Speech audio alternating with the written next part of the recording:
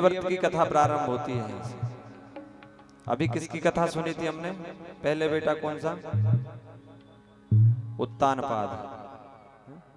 तीन बेटियां की कथा कल श्रवण कर ली आपने, आकुति, देवहूति और प्रसूति। अब प्रियव्रत और अब उत्तानपाद के पहले छोटे जो है ना बेटा उत्तानपाद, उनकी कथा पहले सुनाई। अब जो बड़े बेटे हैं प्रियव्रत, अब उनकी कथा प्रारंभ होती है यहाँ से। तो सुखदेव जी कहते हैं, परीक्षित महाराज प्रियव्रत बड़े प्रतापी राजा थे, इतने तेजस्वी थे कि एक बार बैठे बैठे सोच रहे थे, सोचा उन्होंने ये रात्रि क्यों होती है? क्योंकि जो रात्रि का जो समय है वो सब बेकार निकल जाता है। तो 12 घंटे का जो समय है वो बर्बाद हो रहा है। ये सोचकर उन्होंने एक ज्योतिर्मय रथ की रचना करी, रथ बनाया है और उस रथ पर बैठकर इस पृथ्वी की 7 परिक्रमा लगाई। परिक्रमा लगाई तो जब 7 दिन तक जो है ना इस पृथ्वी पर रात्रि नहीं होने देंगे। ब्रह्मा जी ने देखा, बोले ये तो गड़बड़ कर देगा बोले, क्योंकि प्रकृति में देखो कोई भी चीज जो है ना फालतू की नहीं बनी, सबके अलग अलग उपयोग। रात्रि भी बनाई है तो हम जैसे संसारियों के लिए तो सोने के लिए है ना, पर जो बड़े बड़े योगी मुनींद्र हैं वो रात्रि में ध्यान लगाते हैं। हम तो सोने में सोते हैं, विषयों को भोगते हैं रात में, पर संत महात्मा रात्रि में समाधि लगाते हैं, ध्यान लगाते हैं।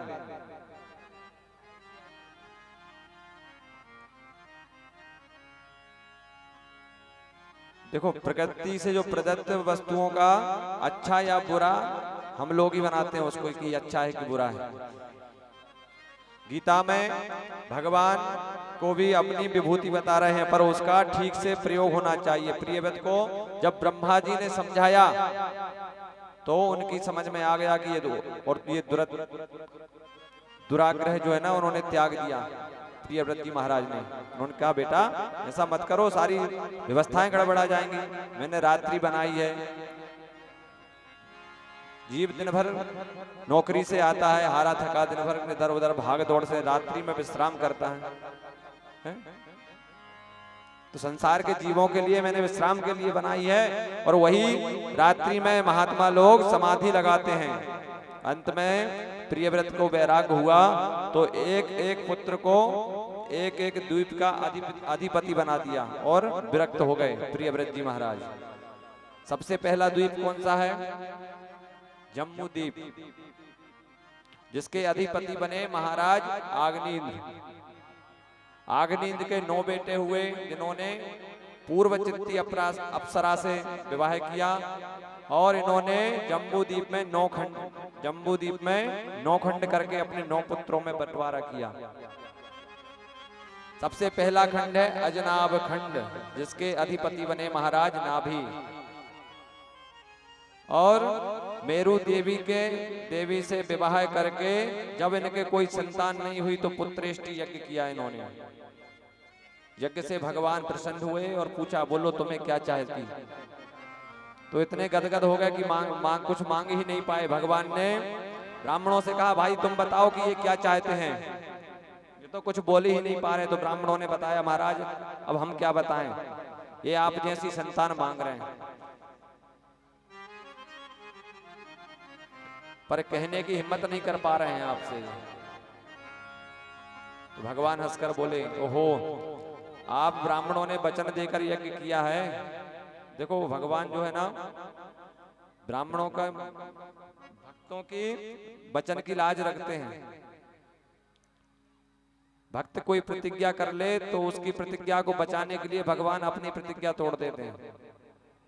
महाभारत में भीष्म पितामह ने प्रतिज्ञा की थी। पहले तो भगवान ने संकल्प किया था कि मैं शस्त्र नहीं उठाऊंगा, फिर पितामह ने प्रतिज्ञा की, या तो भगवान शस्त्र उठाएंगे या फिर अर्जुन के प्राण जाएंगे। ये प्रतिज्ञा कर दी भीष्म पितामह ने। उनकी प्रतिज्ञा की लाज रखने के लिए भगवान ने शस्त्र उठाया। रथ का जो पहिया था ना उसको चक्र बना लिया था। तो भगवान भक्त के वचन का मान रखते हैं। ब्राह्मणों ने वचन दे दिया था राजा को कि तुम पुत्रेष्टि यज्ञ करवाओ, तुम्हारे यहाँ पुत्र होगा। तो भगवान स्वयं जो है ना ऋषभ देव बनकर आए वहां पर। बोलो ऋषभ देव भगवान की। फिर इंद्रपुत्री जयंती से विवाह करके ऋषभ भगवान ने 100 पुत्रों को जन्म दिया। ऋषभ भगवान का इंद्र की पुत्री से विवाह हुआ और 100 पुत्रों का जन्म हुआ, जिनमें सबसे बड़े बेटे का नाम था भरत, और जिनके प्रताप से इस पहले देखो हमारे देश का नाम जो था ना अजनाब खंड था। अजनाब खंड। जब से भरत जी आए तब से इसका नाम भारत पड़ा है। जड़ भरत जी की कथा सुनी आपने? तो भरत जी के नाम पर इसका भारतवर्ष नाम पड़ गया। सुखदेव जी महाराज कहते हैं, परीक्षित, ऋषभ भगवान ने एक दिन सभी बच्चों को अपने पास बुलाया और अपने पास बैठाकर बड़ा सुंदर उपदेश दिया कि बच्चों, जगत में 2 ही आनंद हैं। कौन कौन से? विषयानंद और एक परमानंद। हम बोलते हैं ना आनंद आ गया, अरे नहीं भैया परमानंद आ गया। बोले विषयानंद क्या है? जो हमको संसार की वस्तुओं से जो प्राप्त आनंद होता है, गाड़ी से, एसी से,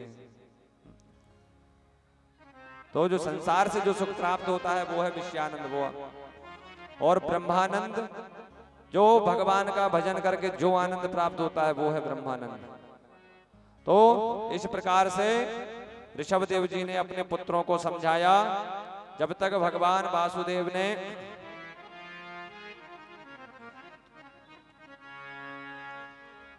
अब ऋषभ देव भगवान कहते हैं, अरे बच्चों ध्यान से सुन लो, विषयों तक जिनकी बुद्धि सीमित है वह तो पशु है, मानव है। देखो, बड़े भाग मानस तन पावा। ये मनुष्य जन्म, मनुष्य योनि हमको हमारे पुण्यों से नहीं मिलती है। ये तो जब तक भगवान की कृपा नहीं होती, जब तक मनुष्य योनि नहीं मिलती है।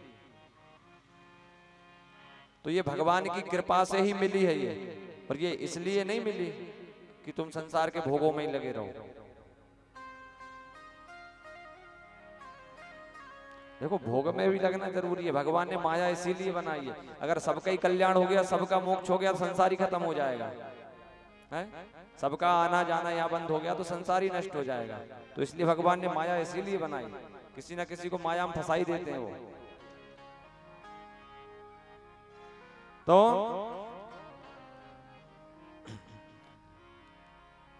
मानव वह है जो ब्रह्मानंद की अनुभूति प्राप्त करे, मोक्ष मार्ग को प्रशस्त करे।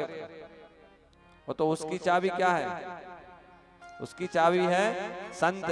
इसके विपरीत यदि नरक मार्ग को प्रशस्त करना हो तो चाबी है लंपट पुरुष।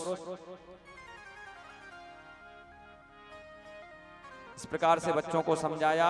और ऋषभ देव जी महाराज ने भरत जी को, जो अपने बड़े बेटे हैं, उनको पूरा राज्यपाट सौंप दिया और जंगल चले गए तपस्या के लिए।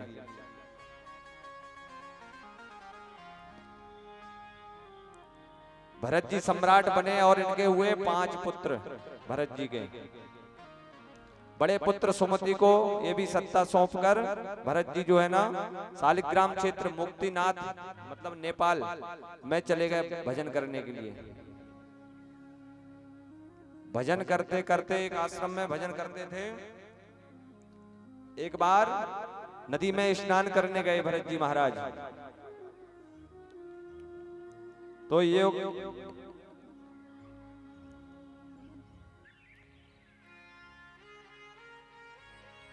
एक जो है ना मृगी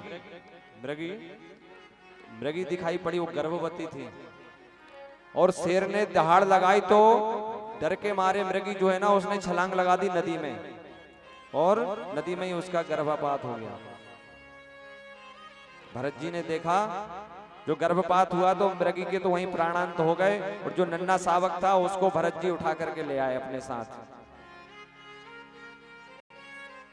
ला करके अपने आश्रम में रख लिया और इतना प्रेम करने लगे, उसकी सेवा करने लगे, लाड़ दुलार उससे करने लगे। जब भी भरत जी महाराज भजन करने के लिए बैठते थे ना, तो वो आकर के कहीं मुंह पे चाटने लगता, कहीं पैरों में बैठ जाता, कहीं कुछ करता। इतना प्रेम करने लगे थे भरत जी महाराज भी उससे। पर एक दिन क्या हुआ, बड़ा हुआ वो मृग शावक, उसकी मंडली आई, उनमें मिलकर वो तो वहां से भाग गया। अब भरत जी महाराज उसके प्रेम में इतने दुखी रहने लगे, मतलब हर समय उसकी ही याद, उसके प्रेम में रोते थे। भरत जी महाराज का अंत समय आ गया और शरीर छूटा, तो अगले जन्म में उनको मृग योनि ही प्राप्त हुई भरत जी महाराज को। क्यों हुई? अंते यामति सागति। अंत समय में आप जिसका स्मरण करोगे अगले जन्म में वही बनोगे। आजकल लोग कुत्तों का स्मरण बहुत करते हैं, कुत्ते पालते हैं घर में, सही कह रहा हूं भैया? बड़े बड़े कुत्ते, उनको गाड़ियों में घुमाते हैं, बिस्तरों पे सुलाते हैं। महाराज ऐसे ठाठ कुत्तों के हमने तो नहीं देखे, किसी इंसान को नहीं मिलता होगा। महंगे से महंगे शैम्पू लाते हैं, उनको स्नान कराते हैं रगड़ रगड़ के, मखमली गद्दों पे सोते हैं, वो एसी वाली गाड़ियों में घूमते हैं, महंगे महंगे बिस्किट खाते हैं, गेट पे लिख देते हैं कुत्तों से सावधान है? तो भैया अंत समय में जिसका स्मरण रहेगा वही अगला जन्म मिलेगा आपको। अब आप देख लो आपको कौन सा जन्म चाहिए अगला। हमारे बाबूजी ये मैया गैया की बहुत सेवा करती हैं, एक माता जी पीछे बैठी है हमारी, वो बहुत सेवा करती हैं गाय की, दोनों माता। चलते नहीं बनता वो मैया से, आप देखो जरा पीछे कितना भारी वजन है उनका। सुबह 5 बजे से उठकर लग जाती है वो माता, धीरे धीरे टरक टरक के। हम बोलते हैं अब छोड़ो, अरे पंडित जी बोले आनंद आता है हमको तो सेवा करने में।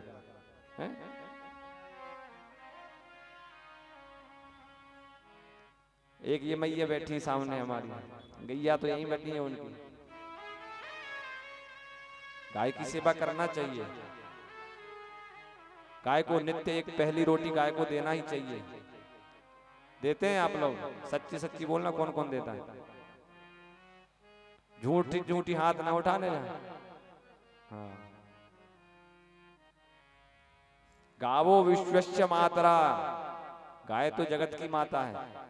सारे भगवान, सारे ब्रह्मांड गाय के अंदर निवास करते हैं। और आजकल देखो गैया की कैसी विडंबना हो रही है। हमें तो एक महाराज जी की बात बहुत अच्छी लगती है, छतरपुर के महाराज जी हैं, आप कभी मोबाइल पे सर्च करके देखना, यूट्यूब पे, बागेश्वर धाम सरकार।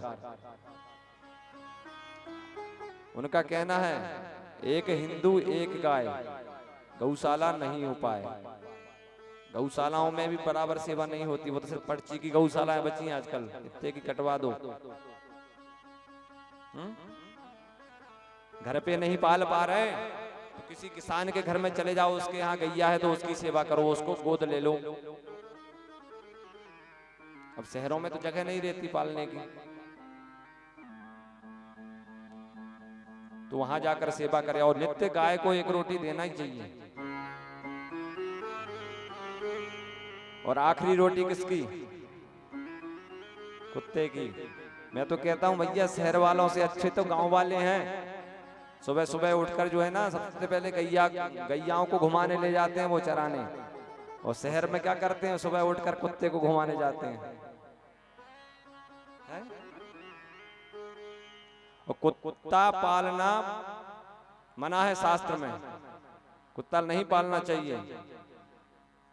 कुत्ते का स्पर्श भी इतना अशुद्ध है कि अगर आपने अभी कुत्ते का स्पर्श कर लिया तो आपको ये सवस्त्र मतलब यहीं स्नान करना पड़ेगा, उसके बाद घर में प्रवेश होगा।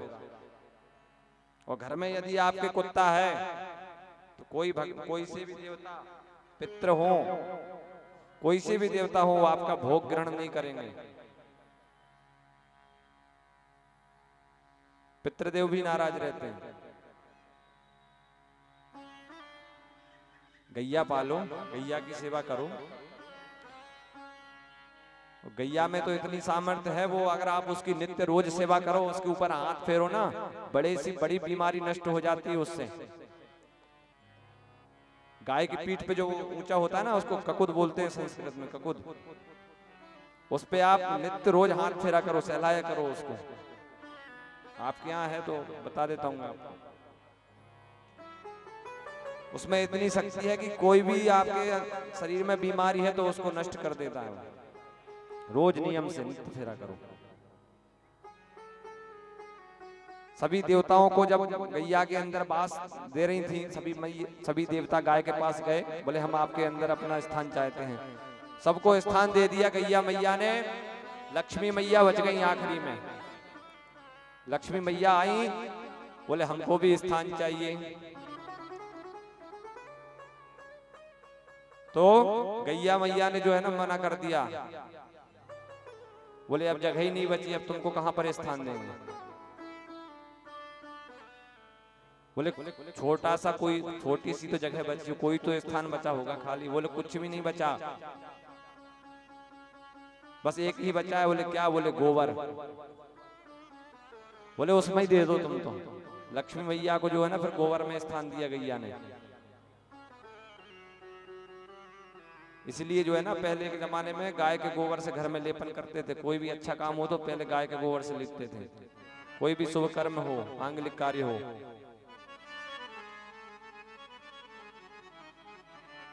वहां गांव में ऐसी फर्शियां नहीं लगी हैं घरों में। घरों में गाय के गोबर से लेपन होता है। बोलो राधे राधे। ध्यान भटक रहा है। जो आने वाले वो आएंगे, निकल जाएंगे। अपन तो प्रेम से कथा सुने। तो गाय के गोबर से लेपन करना चाहिए घर में नित्य। पूरे घर में नहीं कर पा रहे तो कोई बात नहीं, कम से कम जो दहलीज है ना घर की, उस पे ही गाय का गोबर से लेपन कर दिया करो। और गाय भी देसी गाय, हाँ, जर्सी या विदेशी गाय नहीं, देसी गाय का गोबर होना चाहिए।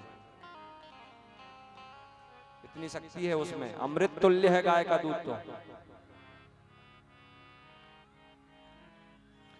तो भरत जी महाराज को जो है ना अगली योनि प्राप्त हुई मृग की, पर भगवान का भजन करते थे, इसलिए मृग शरीर में जो है ना इनको पिछले जन्मों की याद रही सब। और जब मृग योनि भी छूट गई, फिर एक ब्राह्मण देवता के यहाँ पर इनका जन्म हुआ, भरत जी महाराज का। भरत जी महाराज को सब याद है कि पिछली बार मैंने क्या गलती करी थी, हैं? मृग में आसक्ति मैंने कर ली तो मुझे मृग बनना पड़ा, पर इस बार बोले अब ये गलती नहीं करूंगा मैं। इस बार भरत जी महाराज ने गलती नहीं करी। तो बड़े हुए, जब पिताजी उनको पढ़ाते थे ना बिठा के, बोले बेटा कम से कम गायत्री मंत्र तो पढ़ के सुनाओ, हमको याद करके बता दो। साल भर हो गई, 2 साल हो गई, गायत्री मंत्र याद करके भी नहीं बता पाए भरत जी महाराज। याद सब है उनको, सारे वेद वेदांत उनको याद है, कंठस्थ है, पर नहीं बताया जान करके। क्योंकि बोले अगर बता दूंगा तो अभी धोती कुर्ता पहनाकर पंडित बना देंगे। बोले जाओ सत्यनारायण हवन कथा बाँचे आओ मैया के यहाँ टीआरपी लाइन में। बोले अब मुझे इस चक्कर में नहीं पड़ना, मुझे तो सिर्फ भगवान का भजन करना है। बहुत कोशिश की पिताजी ने पढ़ाने की, पर नहीं पढ़े। तो पिताजी ने नाम रख दिया इनका जड़ भरत। जड़ यानी मूर्ख। तो पिताजी ने नाम रख दिया जड़ भरत। घर में रहते, पड़े रहते, खाते पीते, भजन करते, भगवान का दिन भर भजन करते थे। और इनके भाई थे, भाभियां थी। एक दिन बहुत नाराज हुए, बोले कुछ भी काम नहीं करता, पड़ा रहता है, दिन भर खाता रहता है, भजन करता रहता है। तो भाइयों ने जो है ना उनके खेत पर ड्यूटी लगा दी भरत जी की। बोल वृंदावन बिहारी लाल की जय। वही माला रे वही माला, मुझे ला दो भजन की वही माला, वही माला रे वही माला। मुझे ला दो भजन की वही माला, ओ वही माला रे वही माला, वही माला रे वही माला। ओ मुझे ला दो भजन की वही माला, मुझे ला दो भजन की वही माला। हरि बोल।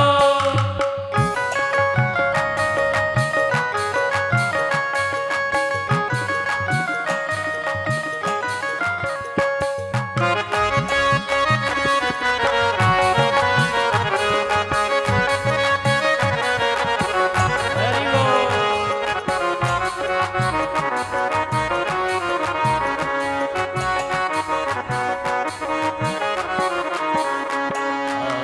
जो माला माता सबरी ने फेरी, जो माला माता सबरीन फेरी, ओ जो माला माता सबरी ने फेरी, जो माला माता सबरीन फेरी, जो माला माता सबरी ने फेरी, जो माला माता सबरीन फेरी।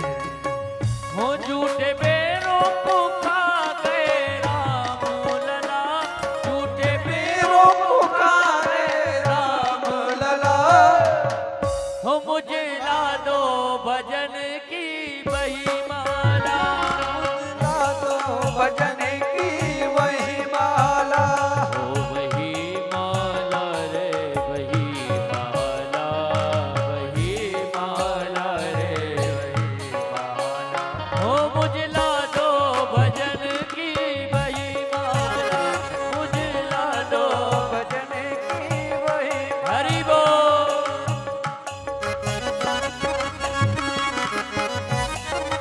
वृंदावन में हरि लाल की हो।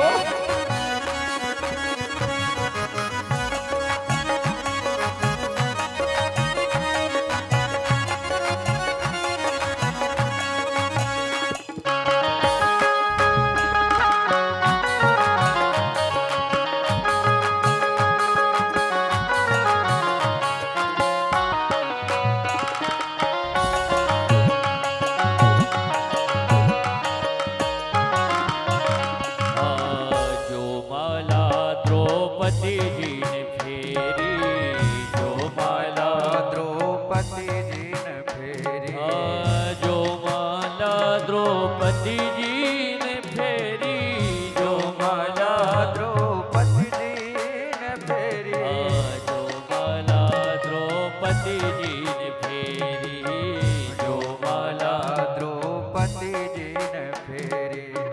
हो देखो चीरी बड़ा गए नंद लाला, देखो चीरी बड़ा गए नंद लाला, एक बार जरा दोनों हाथ उठाकर सब कहो, मुझे ला दो भजन की वही माला, मुझे ला दो भजन की वही माला, हे मुझे ला दो भजन की वही माला।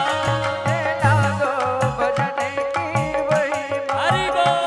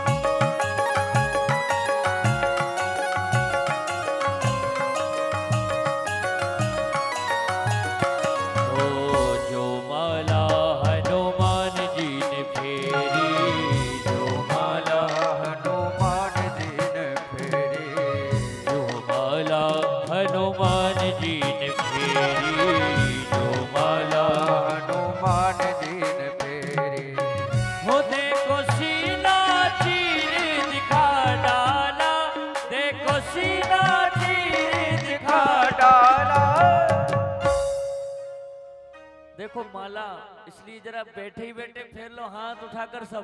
अब मुझे ला दो भजन की वही माला, मुझे ला दो भजन की वही माला, हो, मुझे ला दो भजन की वही माला, मुझे ला दो भजन की वही माला, हो, मुझे ला दो भजन की वही माला, मुझे ला दो भजन की वही माला, हो, मुझे ला दो भजन की वही माला, मुझे ला दो भजन की जय जय श्री राम।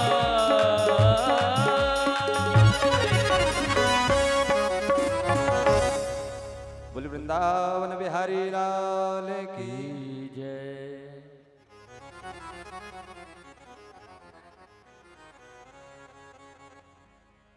ताजगी आ गई एक भजन में है सबको। ठंड तो नहीं लग रही ज्यादा किसी को? बोलो राधे राधे।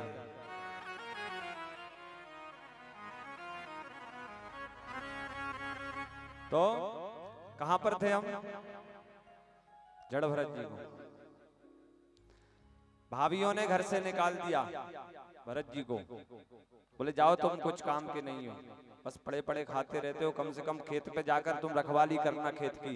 जो चिड़िया हमारी फसलें बर्बाद कर देती थी उनसे रक्षा करना। भरत जी महाराज सोचने लगे चलो ये भी अच्छा है, रोज रोज की चिकचिक से कम शांति से तो रहेंगे खेत में अकेले। तो खेत में जो झोपड़ी बनी रहती है ना, उसके ऊपर बैठ के चारों तरफ का दिखाई देता है, उस झोपड़ी पे बैठकर देखते रहते हैं और वहीं भजन करते रहते हैं, माला करते रहते हैं भगवान।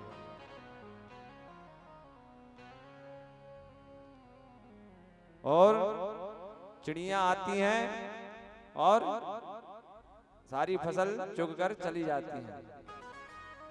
और एक बार भरत जी महाराज दिख गए तो डर के मारे चिड़ियां नहीं आई। भरत जी महाराज कहते हैं अरे डर क्यों रही हो, आओ तुम तो आओ, सब आपका ही है। बोले आओ री चिड़ैया, राम की चिड़ैया राम के खेत खाओ री चिड़ैया भर भर पेट है। और जान करके खिला रहे चिड़ियों को, बुला बुला कर खिला रहे हैं। बोले खाओ तुम तो। दूसरे दिन सुबह बड़े भाई साहब आए, वहां पे देखा पूरी फसल बर्बाद कर दी। बहुत चिल्लाया भरत जी को, बोले तू क्या कर रहा था यहाँ बैठा बैठा? बोले भैया मैं तो जब मरमाला फेर रहा था मेरी, मुझे पता ही नहीं चला कब चिड़ियां आई और खाकर चली गईं। बहुत नाराज हुए बड़े भाई और निकाल दिया जड़ भरत जी को घर से, खेत से भी। बोले जाओ तुम तो, अब कोई रिश्ता नहीं है तुमसे, कोई कुछ नहीं हो तुम हमारे। भरत जी महाराज चल दिए वहां से। तो वहां से निकले,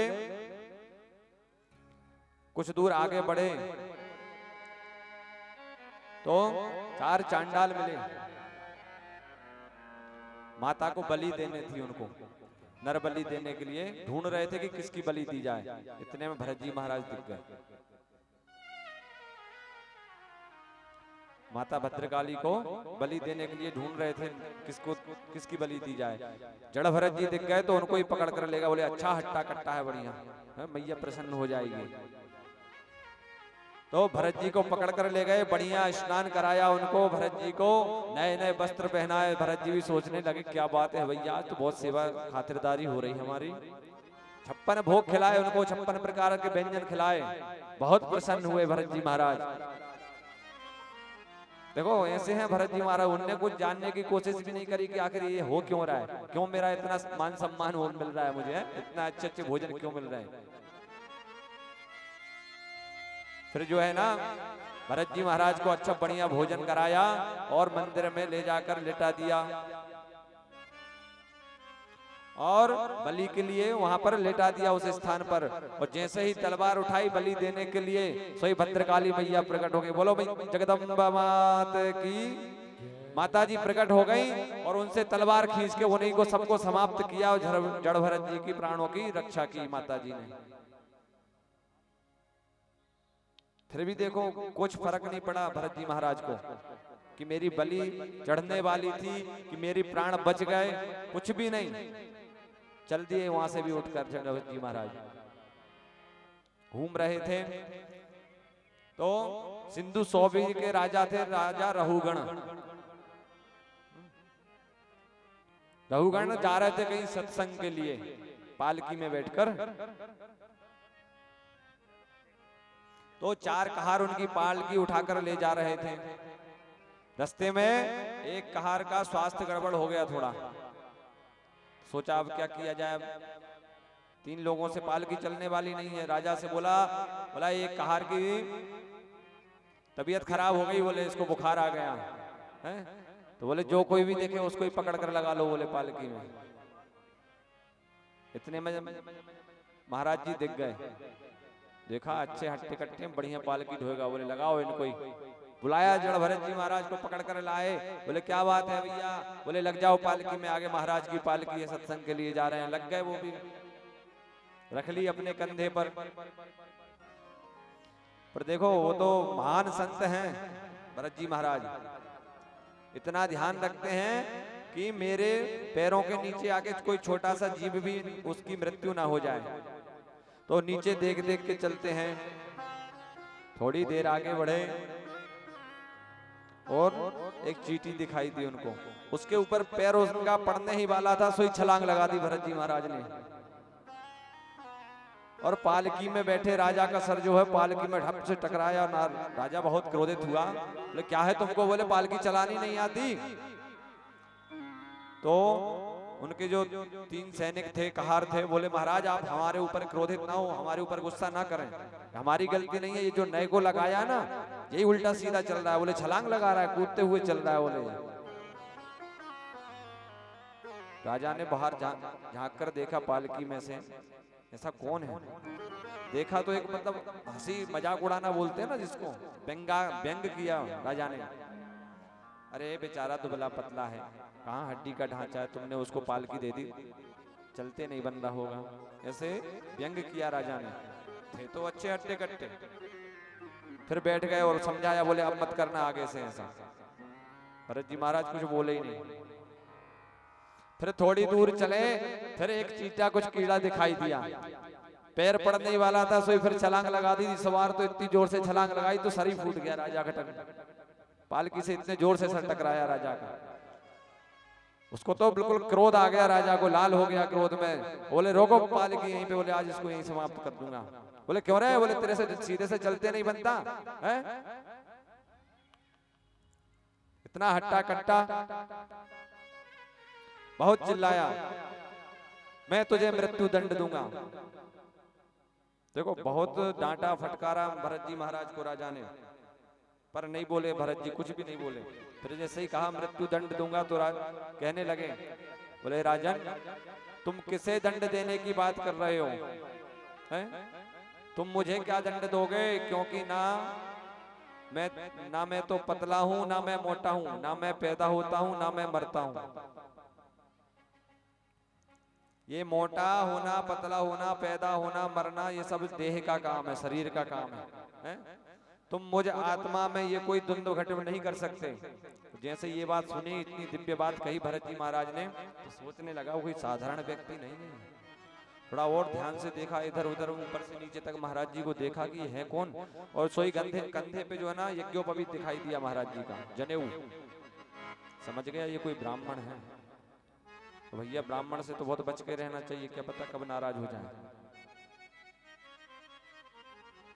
और विप्र का दोह तो बहुत खतरनाक होता है, विप्र का क्रोध ब्राह्मण का समूल नष्ट हो जाता है ब्राह्मण का अपमान करने में।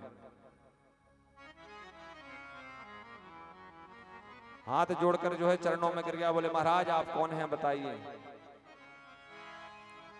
बहुत समझाया और रघुगण ने बहुत प्रार्थना करी भरत जी महाराज से, और फिर एक प्रश्न करता है। लौकिक दृष्टांत देकर जब अपनी बात रघुगण ने रखी तो भरत जी हंसते हुए बोले, राजन हो तो तुम महामूर्ख, बहुत बड़ी बड़ी बातें करता है रघुगण सत्संग आदि की, तो कहते हैं हो तो तुम महामूर्ख, पर विद्वानों के साथ में सत्संगों में जा जाकर तुम थोड़े से जो है ना समझदार तो हो गए हो, थोड़ी तो बुद्धि रखते हो। बोले आत्म तत्व को जानते कुछ भी नहीं हो। रघुगण से कह रहे हैं भरत जी महाराज कि आत्म तत्व को जानते नहीं हो। अकोविदा को कोदिवाद वादान, मूर्ख होकर ज्ञानियों जैसी बातें कर रहे हो। अरे राजन, जो तुमने दृष्टांत दिया है वह सावय पदार्थों का दृष्टांत है। बहुत समझाया जरभरत जी ने रहुगण को।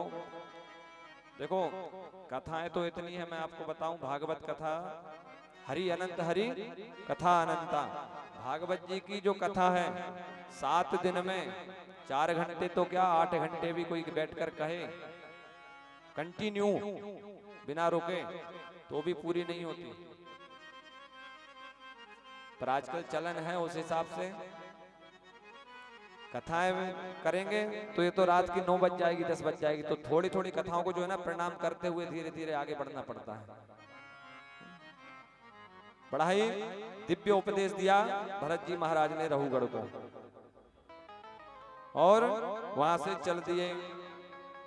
फिर परीक्षित जी ने एक बार सुखदेव जी से पूछा, बोले महाराज अब जरा हमें भूगोल खगोल के बारे में भी तो बताइए।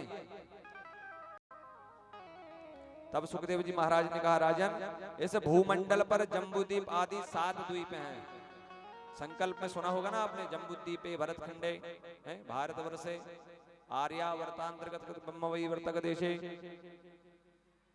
तो भूमंडल पर 7 द्वीप हैं जो एक एक सागर से समावृत, सप्त सागर है। जम्बूद्वीप के कमल कर्णिका की भांति 9 खंड हैं। इलाव्रत, किमपुरुष, रम्य, हरिनवन, केतुमाल, हरिवर्ष, उत्तर कुरु और भद्रास तथा अजनाभ। इन 9 खंडों में भगवान का नित्य निवास रहता है। इस प्रकार से भूगोल खगोल का वर्णन किया भगवान ने। अब अन्य लोकों का वर्णन करते हुए सुखदेव जी बताते हैं कि अतल, वितल, सुतल, तलातल, महातल, रसातल, पाताल आदि ये जो 7 लोक हैं ये पृथ्वी के नीचे हैं। कौन कौन से? अतल, वितल, सुतल, तलातल, महातल, रसातल और पाताल, ये 7 लोग पृथ्वी के नीचे हैं। और 7 लोग ऊपर हैं। कौन कौन से? भू, भुवा, श्वा, मह, जनः, तपा और सत्य, ये 7 लोग ऊपर हैं। नीचे से ऊपर तक इस संपूर्ण ब्रह्मांड की दूरी कितनी है? नीचे से ऊपर तक 50 करोड़ योजन की दूरी है। परीक्षित के प्रश्न करने पर फिर आगे नरक का वर्णन करते हैं सुखदेव जी महाराज। नरकों के बारे में बताते हैं। पृथ्वी से 99,000 योजन नीचे यमराज की संयमनी पुरी है। और कितने प्रकार के नरक होते हैं?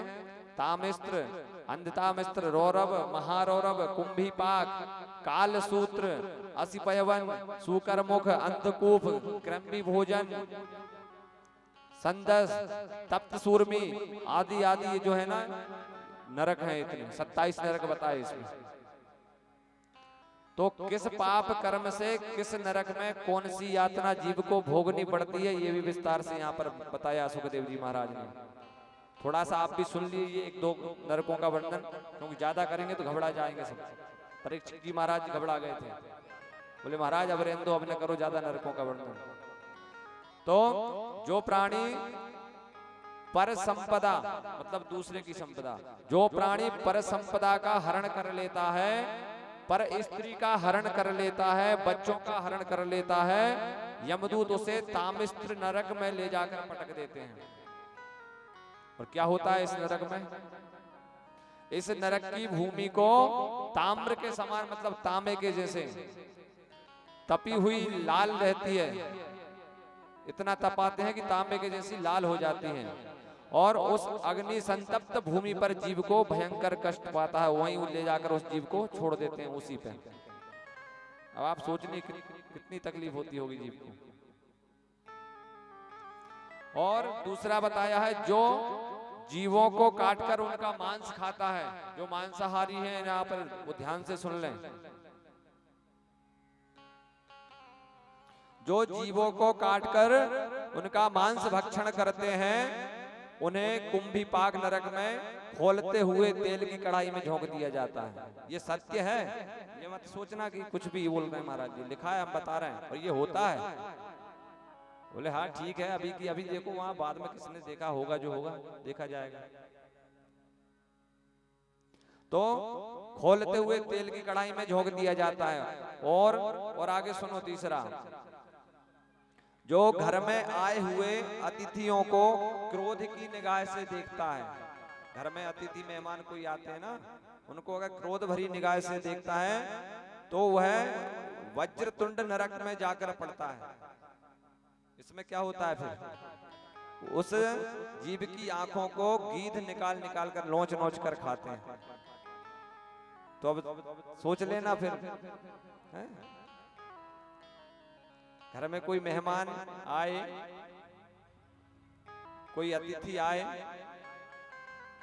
तो तिरछी निगाह से नहीं देखना, निगाह से कि आ गया ये, अब चाय बनानी पड़ेगी ना भोजन बनाना पड़ेगा। सोच लेना फिर, गीध न आंखें नोच नोच के खाते हैं। इस प्रकार से नरक का इतना भयंकर वर्णन किया सुखदेव जी महाराज ने। परीक्षित जी तो घबरा गए, बोले महाराज बस करो, रहने दो, अब हमें तो डर लग रहा है।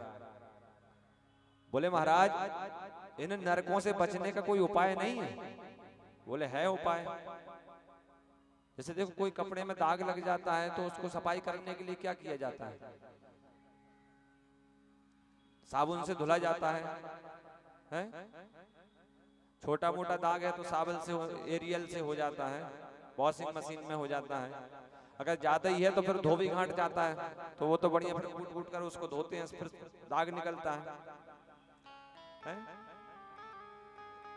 इसी प्रकार सुखदेव जी कहते हैं परीक्षित, एक साबुन है, अगर उस साबुन से तुम अगर सफाई कर लो तो ठीक है, नहीं तो फिर धोबी घाट जाना पड़ेगा। और धोबी घाट कौन से? ये जो नरक है ना, यही धोबी घाट है, यही सफाई होती है फिर अच्छे से। बोले महाराज कौन सी साबुन है बता दो। तो यहाँ पर जो है अजामिल उपाख्यान के, अजामिल उपाख्यान सुनाया सुखदेव जी महाराज ने। साबुन तो वही है, मैंने कल भी बताया था, परसों भी, राम नाम, बस नाम, भगवान का नाम ही है कलयुग में, कलौ केशव कीर्तनाथ। तो एक गांव में पंडित अजामिल रहते थे, कथा सुनी होगी आपने सबने। अजामिल नाम के एक ब्राह्मण देवता थे।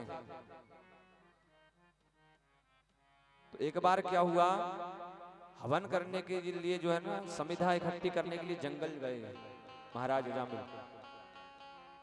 जंगल गए तो वहां पर एक दुष्ट व्यक्ति को जो है ना वेश्या में रत देखा, तो इनकी भी बुद्धि खराब हो गई वहां पर उनको देखकर। उसको तो मार पीट के वहां से भगा दिया और उस वेश्या को जो है ना अपने घर ले आए पंडित जी महाराज अजामिल जी। घर ले आए, उससे विवाह कर लिया और 10 बेटे भी हुए उससे। रहने लगा, उसकी तो देखो बुद्धि खराब हो गई। तो ब्राह्मण अजामिल से क्या होगा, ये डाकू अजामिल, ब्राह्मण देवता डाकू अजामिल हो गए कर्म के द्वारा।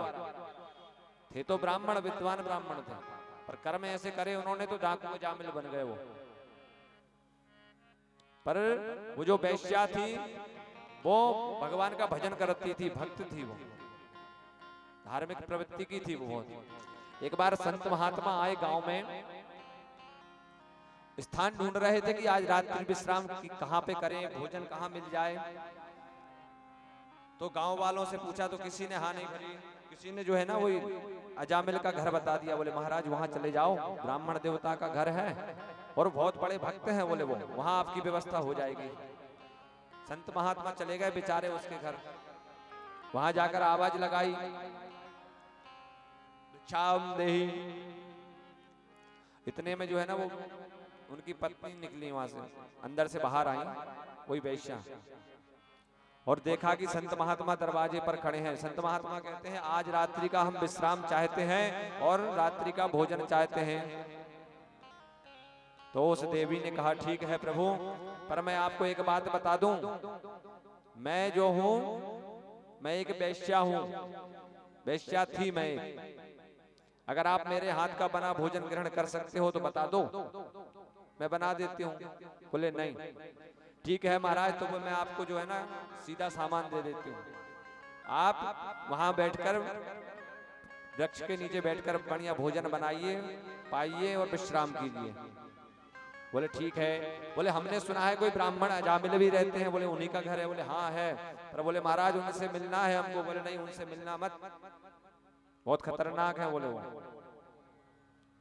बोले जो तुम देने की तो बात ही दूर, जो आपके पास जो चमीटा जो कमंडलू है ना वो और छीन लेंगे वो आपसे। बोले इतने खतरनाक हैं वो। ठीक है, संतों ने वहां पर भोजन पकाया, ग्रहण किया भोजन और रात्रि विश्राम किया। और सुबह जब जाने लगे तो अजामिल को बुलवाया। बोले देखो हमने आज आपके यहाँ की, ये स्पीकर बंद हो गया ये वाला,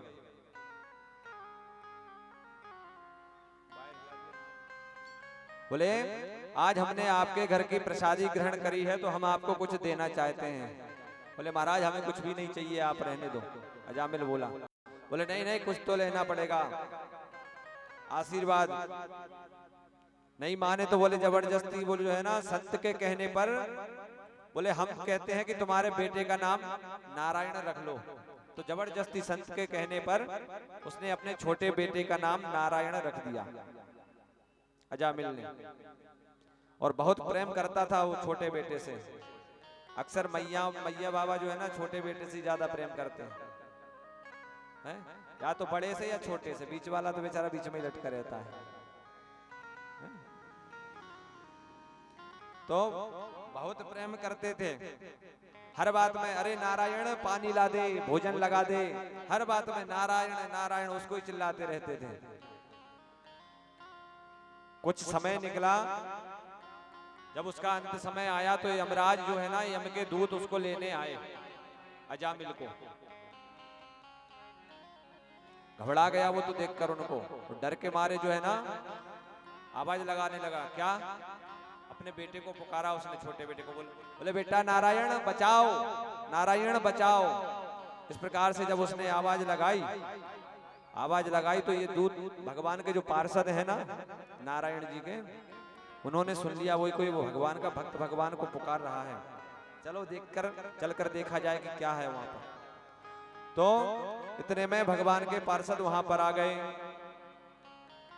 भगवान के पार्षद वहां पर आए और जो यम के दूत उसको लेने आए थे ना, उनको मार पीटने लगे, भगाने लगे। तो वो चिल्लाए, ए भैया तुम ये चार चमकीले कहां से आ गए? बोले हम तो ठीक है। बोले तुम काले कलूटे चार तुम कहां से आए और क्यों इसको पकड़ रहे हो? अरे बोले ये नंबर 1 का पापी है, हम इसको लेने आए, इसको नरक में ही ले जाएंगे हम, यमपुरी ही जाएगा ये। बोले तुमने सुना नहीं ध्यान से कि इसने क्या कहा आखिरी समय में? इसके मुख से क्या निकला? बोले क्या? बोले इसने नारायण को पुकारा ना। अरे महाराज आप चक्कर में ना पड़ो, इसने कोई आपके प्रभु नारायण को नहीं पुकारा था, इसने तो अपने छोटे बेटे नारायण को पुकारा था। बोले हम नहीं जानते। देख बोले इसका बेटा नारायण कितना बड़ा, बोले अभी 5 वर्ष का है, अभी उसका नाम 5 पड़े हुए 5 वर्ष ही हुए हैं। हमारे प्रभु का नाम तो हजारों वर्षों से है, तो वो नाम किसका माना जाएगा? हमारे प्रभु का ही माना जाएगा ना। तो यम के दूतों को जो है ना मार पीट कर वहां से भगा दिया। और जो ये बातचीत जो यम के दूत और भगवान के पार्षद जो बात कर रहे थे, बातचीत चल रही थी बीच में, नारायण वो उसने अजामिल ने सुना तो उसको जो है ना वैराग्य हो गया उसी समय पे। बोले बताओ, मैंने तो अपने बेटे नारायण को पुकारा था और मैंने गलती से मतलब भूल से मैंने भगवान का नाम लिया तो वो स्वयं मेरी रक्षा करने आ गए। अगर मैं भाव से नाम लेता तो क्या होगा? इसीलिए तो कहते हैं देखो, भाय कुभाय अनख आलस हो, नाम जपत मंगल दिशि दसहु। आप भगवान का नाम भाव से लो या कुभाव से लो, वो तो आपका कल्याण ही करेगा। देखो अग्नि का स्वभाव क्या है? जलाना है। आप उसमें हाथ डालोगे अग्नि में, जान करके डालो या अनजाने में डालो, हाथ तो जलेगा। तो तो इसी प्रकार भगवान का जो नाम है ना, आप भाव से भजो या कुभाव से भजो, वो तो आपका कल्याण ही करेगा। बोल वृंदावन बिहारी लाल की। जन्म जन्म मुनि जतन कराही, जन्म जन्म मुनि जतन कराही, अंतराम कही आवत नाही, अंतराम कही आवत नाही। भाव कुभाव अलख आलस हो, नाम जपत मंगल दिश दस हो। श्री राम जय राम, श्री राम जय राम, जय जय राम। श्री राम जय राम, जय जय राम। श्री राम जय राम, जय जय राम। तो सुखदेव जी कहते हैं भैया, ये भगवान के नाम की जो बढ़िया साबुन है ना, इससे ही आप अपने दागों को धो लो तो अच्छा रहेगा। अगर धोबी घाट जाना पड़ गया तो विडंबना हो जाएगी महाराज। इस प्रकार से नाम की महिमा बताते हुए महाराज वहां से सुखदेव जी महाराज बोलते हैं आगे, नारद जी के उपदेश से दक्ष के 100 पुत्रों की विरक्ति हुई। 100 पुत्र दक्ष के विरक्त हो गए। नारद जी ने ऐसा उपदेश दिया, संत बन गए बेटे दक्ष के। फिर दक्ष ने क्रोधित होकर नारद जी को श्राप दे दिया। फिर आगे चल करके प्रजापति दक्ष की 60 कन्याओं का वंश का वर्णन किया महाराज ने। बृहस्पति द्वारा देवताओं का परित्याग और विश्वरूप का गुरुदेव के रूप में वर्ण करना। देवताओं के गुरु हैं बृहस्पति। एक बार इंद्र देवता स्वर्ग में बैठे थे, अप्सराओं का नृत्य चल रहा था, सोमपान कर रहे थे। गुरु महाराज पधारे पर उनका कोई स्वागत सम्मान नहीं हुआ, उनके सम्मान में खड़े नहीं हुए। तो गुरु महाराज नाराज हो गए और वहां से चले गए छोड़कर। देखो गुरु के बिना भी गति नहीं है स्वर्ग में। तो अब इंद्रदेव तो सोचने लगे अब क्या किया जाएगा, गुरु तो नाराज हो गए हमारे। तो ब्रह्मा जी के पास गए तो ब्रह्मा जी ने बोले शुक्राचार्य जी का बेटा है विश्वरूप, उसको आप अभी गुरु बना लो। तो विश्वरूप को इंद्र ने गुरु बना लिया और हवन करते थे। तो विश्वरूप थे तो दैत्यों के गुरु के बेटा है? तो हवन आहुति देते थे ना, तो गुप्त रूप से राक्षसों को भी देते थे, वो दैत्यों को भी देते थे। एक बार इंद्र ने देख लिया तो इंद्र को जैसे ही पता चला तो इंद्र ने गला काट दिया, विश्वरूप का वध कर दिया वहीं पर। और इंद्र को ब्रह्म हत्या लग गई उससे। अब इंद्र सोचने लगा कि ब्रह्म हत्या लग गई तो क्या किया जाए। तो इंद्र ने ब्रह्म हत्या को 4 जगह पर बांट दिया।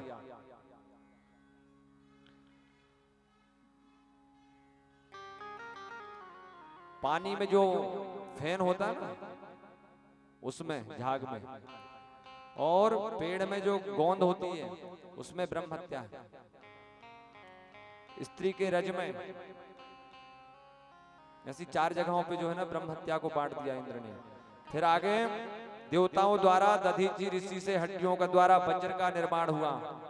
एक बार वृत्तासुर राक्षस था, उसका वध नहीं हो रहा था तो भगवान ने बोला देवताओं को, जाओ दधीचि महाराज तपस्या कर रहे हैं, उनसे जाकर हड्डियां मांग लेना उनसे, और उन हड्डियों से जो वज्र बनेगा उसी से वृत्तासुर का वध होगा। तो देवता लोग गए महाराज के पास, प्रार्थना करी। महाराज ने पूछा क्या हुआ, बोले वज्र बनाना है हमको, आपकी हड्डियां चाहिए। इसीलिए कहते हैं देवता लोग बहुत स्वार्थी होते हैं। प्रथम दिवस की कथा में कहा था ना कि महाराज को प्रणाम करने गए थे और बदले में हड्डियां मांग लाए थे। फिर वृत्तासुर का वध किया। पर वृत्तासुर ने जो है भगता भगवान का बहुत दिव्य स्तुति गाई भगवान की।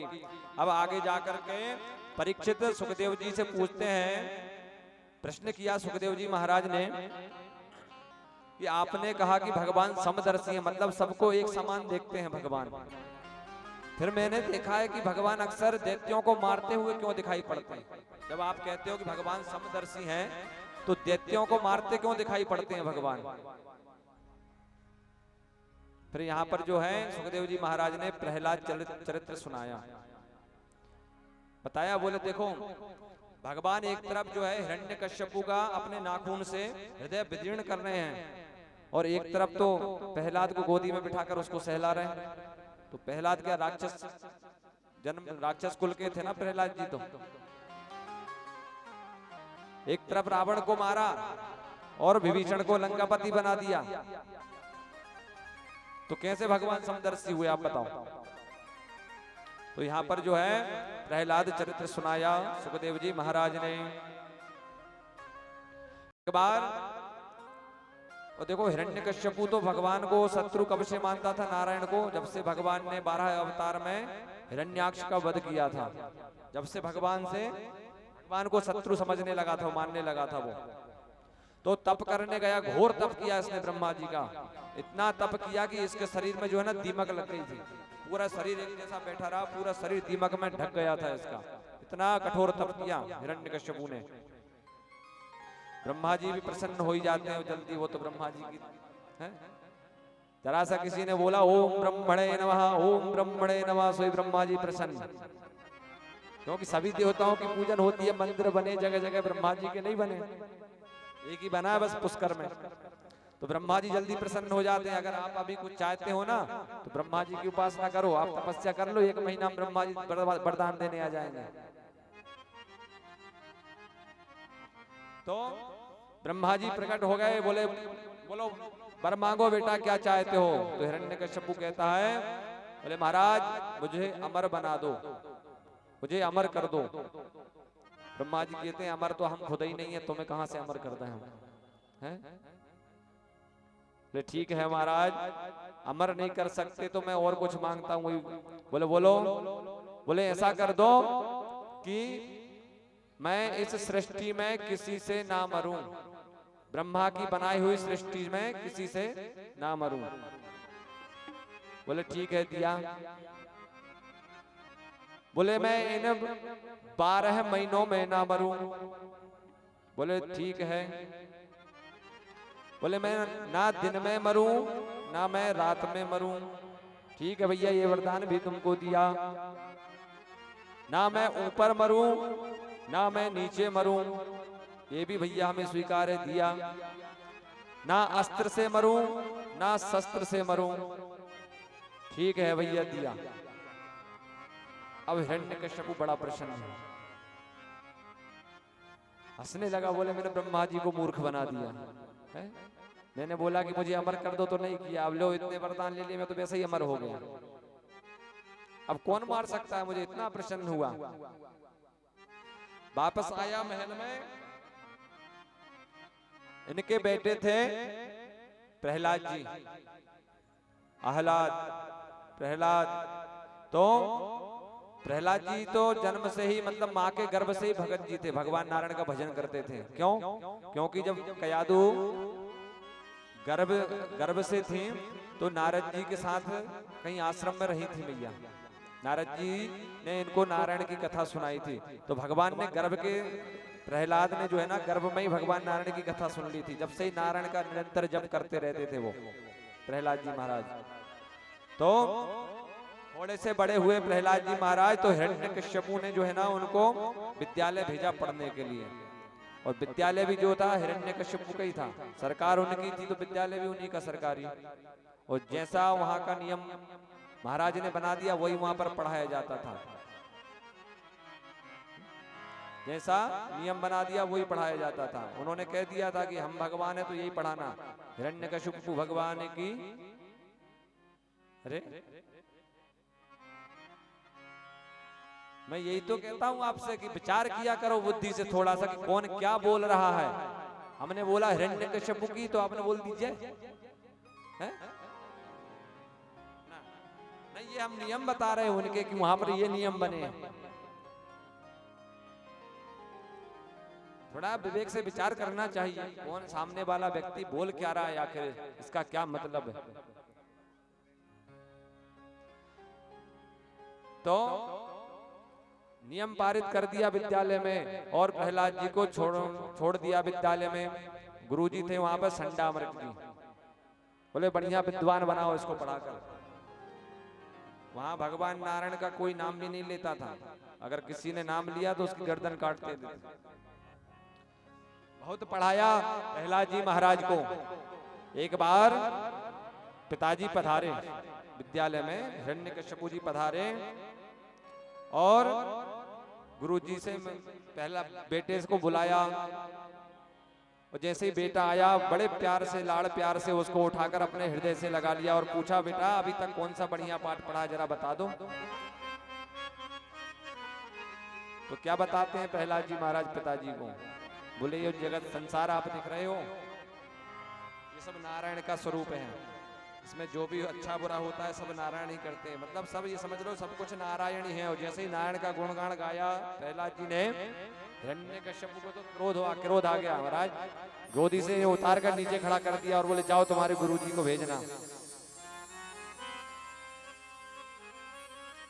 और जैसे ही प्रहलाद जी गुरुजी के पास गए, बोले गुरुजी पिताजी बुला रहे हैं। गुरुजी सोचने लगे आखिर क्या बात हो गई है, ऐसे अचानक बुलाने लगे।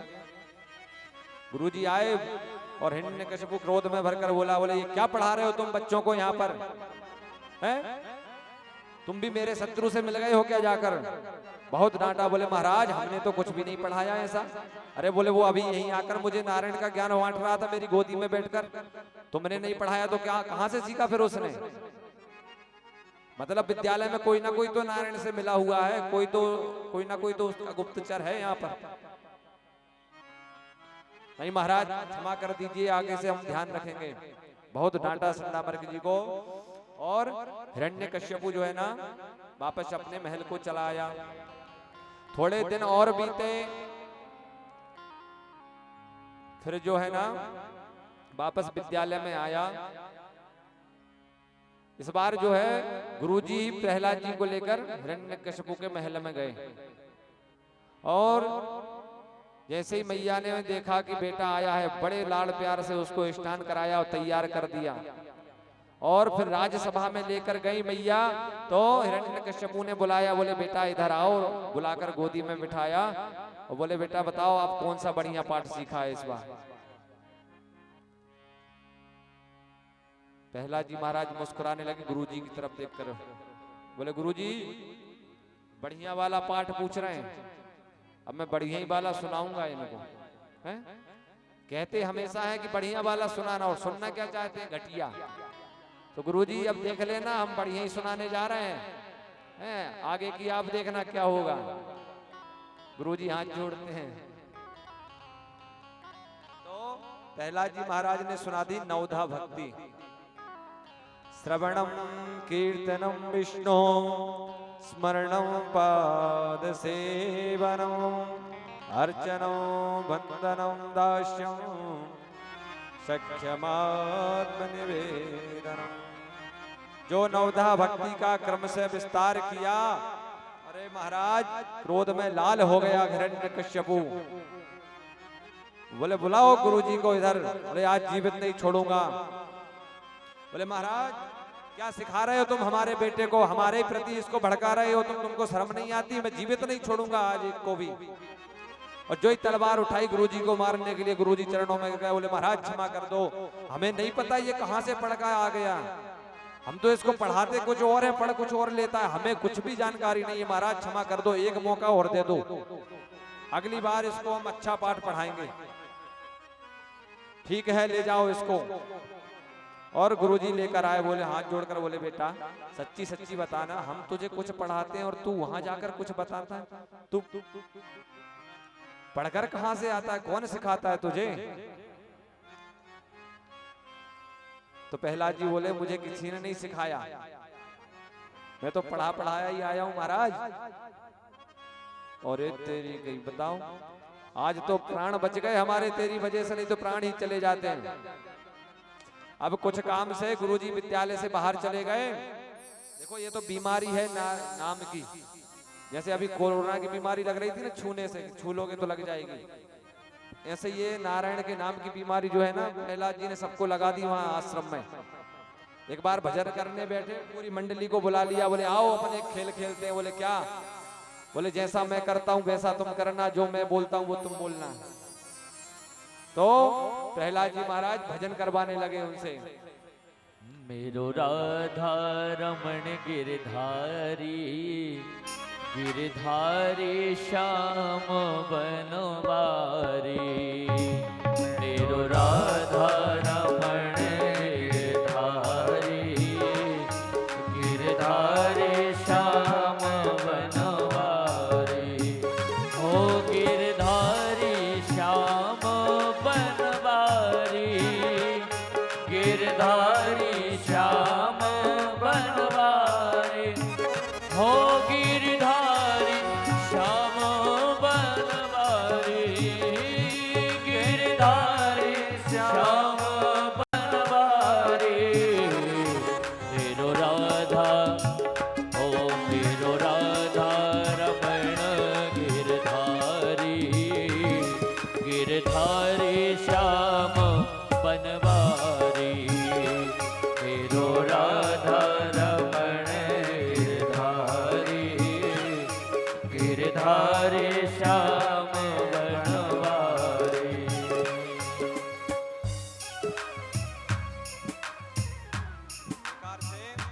आश्रम में भजन चल रहा था और सारे शिष्य प्रहलाद जी के साथ भजन कर रहे थे, नाच रहे थे।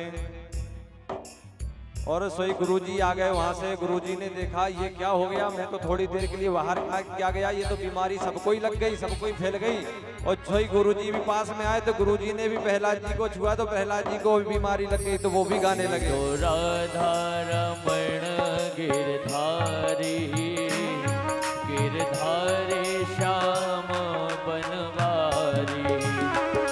मेरो राधा रमण गिरधारी, गिरधारी श्याम बनवारी।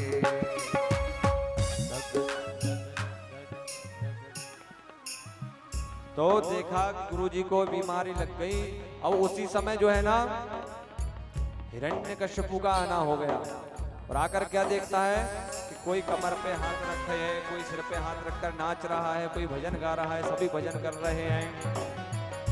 मेरो राधा रमण गिरधारी, गिरधारी श्याम बनवारी।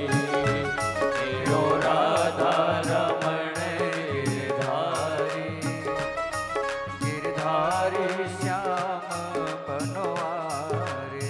हो गिरधारी श्याम बनवारी, गिरधारी श्याम बनवारी। हो गिरधारी श्याम बनवारी। गिरधारी श्याम सब गाइए। मेरो राधा, हो मेरो राधा रमण गिरधारी, गिरधारी श्याम बनवारी। मेरो राधा रमण गिरधारी, गिरधारी श्याम बनवारी। ओ गिरधारी श्याम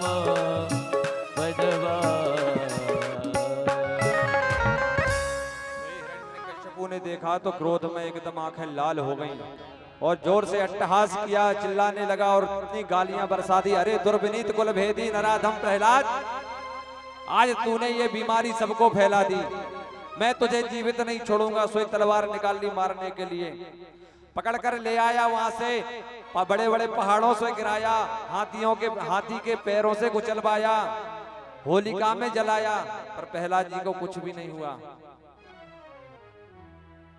अब सोचने लगा कि क्या किया जाए। सोई राजसभा में लेके गया और तलवार निकाल कर मारने को तैयार हुआ। बोले बता, तू जिस नारायण का भजन करता है क्या वो तेरी रक्षा करने के लिए अभी आएगा यहाँ पर? बोले हाँ।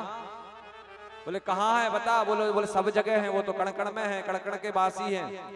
अच्छा, बोले बता ये खंभ दिख रहा है, इसमें है क्या तेरा नारायण? प्रहलाद जी ने कहा हाँ। तो हिरण्यकश्यपु ने इतनी जोर से प्रहार किया अपने गदे का उस खंभ पर, और जैसे ही प्रहार किया सोई गड़गड़ानो खंभ फाटो चरचरानो निकसो नर नाहर को रूप अति भयानक है। गगड़ गगड़ रावे दसन जीव लब लपावे चितपत सरोज मानो अंग जात खानो है। सोई भगवान नरसिंह रूप में प्रकट हो गए। बोलो नरसिंह भगवान की जय। इतना भयंकर स्वरूप भगवान का देखकर सब घबरा गए और कूदकर जो है ना हिरण्यकश्यपु के पास पहुंच गए। बहुत युद्ध किया उनसे, आखिर में पकड़कर अपनी गोदी में पटक लिया। हिरण्यकश्यपु कहने लगा महाराज तुम मुझे नहीं मार सकते। बोले क्यों? बोले ब्रह्मा जी से वरदान लेके आया हूं मैं, कोई मुझे मार ही नहीं सकता इस संसार में। बोले क्या वरदान लिए तूने बता? देखो भगवान सबकी लाज रखते हैं, ब्रह्मा जी के वरदान की भी लाज राखी उन्होंने, है? और भक्त के वचन की भी लाज राखी भगवान ने। भक्त ने बोला कि इस खंबे में है, बोले हाँ है, तो देखो खंबे से भगवान प्रकट हुए। और ब्रह्मा जी के वरदानों की लाज कैसे राखी? जो वरदान भगवान ने ब्रह्मा जी ने दिए थे उनको उनने झुटलाया नहीं। बोले बोल तूने क्या वरदान लिए हैं? बोले महाराज मैं ना दिन में मरूंगा ना मैं रात में मरूंगा। बोले देख अभी समय क्या हो रहा है, ना दिन है ना रात है, गौधूली बेला है शाम की। और बोले ना मैं ऊपर मरूंगा ना मैं नीचे मरूंगा। बोले देख ले तू कहां पर है, ना तो ऊपर है और ना नीचे है, तू बीच में है, मेरी गोदी में है तू। बोले देखो उसके भी भाग्य देखो पर यार, है हिरण्यकश्यपु के सौभाग्य देखो कि भगवान की गोद में लेटकर अपने प्राण त्याग रहा है। बोले तू मेरी गोद में है। बोले और बोल आगे। बोले महाराज इन 12 महीनों में भी हम नहीं मरने वाले। बोले बेटा तुम्हारे लिए हमने जो 13वां महीना बनाया है अधिक मास, स्पेशल बोले तेरे लिए बनाया है, इसकी जरूरत नहीं थी। अच्छा महाराज। बोले महाराज मैं ना अस्त्र से मरूंगा ना मैं शस्त्र से मरूंगा। बोले जो नाखून देख रहा है ना इतने बड़े बड़े मैंने तेरे लिए बढ़ा गए। सोई बोला तो घबरा गया अब तो हिरण्यकश्यपु, और भगवान ने भी देर नहीं करी, अपने नाखून से जो है ना उसके हृदय को विदीर्ण कर दिया, और जिसकी उतनी आतड़ियां थी ना सबको उठाकर अपने कंधे पर डाल लिया। फिर भी भगवान का क्रोध शांत नहीं हो रहा है। अभी भी देखो बैठे हैं भगवान वहां पर, उसको अपनी गोदी में ले, क्रोध शांत नहीं हुआ। सारे देवी देवता आए, बहुत अनुनय विनय की भगवान से, पर भगवान का क्रोध शांत नहीं हुआ। ब्रह्मा जी आए, ब्रह्मा जी भी घबरा कर भाग गए। बोले भैया हमारे बस की बात नहीं है। शंकर जी को बुलाया, बोले आप शांत कर दो। बोले हमारे बस की भी नहीं है। इतना भयंकर रूप भगवान का है। फिर बोले एक काम किया जाए, देखो भैया को गुस्सा आए तो भाभी सामने खड़ी हो जाए तो भैया तन्नक में ठंडे हो जाए, हैं? तो बोले अब क्या किया जाए? बोले माता लक्ष्मी को बुलाया जाए, अब वही शांत कर सकती हैं, उनको ही देख के इनका गुस्सा शांत होगा। बोले हाँ ठीक बात कही तुमने। तुरंत दौड़ कर गए, माता लक्ष्मी को बुला कर लाए। मैया भी जो है ना श्रृंगार कर रही थी, आरती की थाली सजाई, पूजन की थाली सजाई और लेकर के चली। बोले हाँ ठीक है मैं देखती हूँ। उनको तुम कहते हो गुस्सा आते हो, उनको तो गुस्सा आता ही नहीं है। अरे वो तो इतने शांत हैं, शांताकारम भुजगे शयनम, बिल्कुल शांत स्वभाव के हैं प्रभु, उनको तो क्रोध आता ही नहीं है, और तुम कह रहे हो क्रोध आ गया। ठीक है चलो मैं चलती हूँ। मैया आई, पूजन की आरती की थाली लेके, तो पूजन करी और मैया आरती करने लगी। मैया ने आरती उतारी चरणों से, आरती उतारते उतारते सोई चेहरे की तरफ गई। और बाबा प्रभु ने जो है ना एक हंकार भरी सोई मैया थाली वहीं पटक करो दैया मैया करते दौड़ लगा दे सीधी वैकुंठ। बोले भैया हमारे बस की भी नहीं। अब सारे देवता घबरा गए, बोले अब क्या किया जाए, हैं? अब तो मैया से भी शांत नहीं हुआ इनका क्रोध, अब क्या करें। तो बोले एक काम करो, जिसके लिए प्रभु ने ऐसा स्वरूप बनाया है उसको ही भेजो। अब तो प्रहलाद जी से कहा बेटा अब तू ही जा। तो प्रहलाद जी तो नहीं डर रहे थे, सब डर रहे थे, पर प्रहलाद जी नहीं डर रहे थे। क्यों? क्योंकि मेरे लिए तो भगवान ने ये स्वरूप रखा है।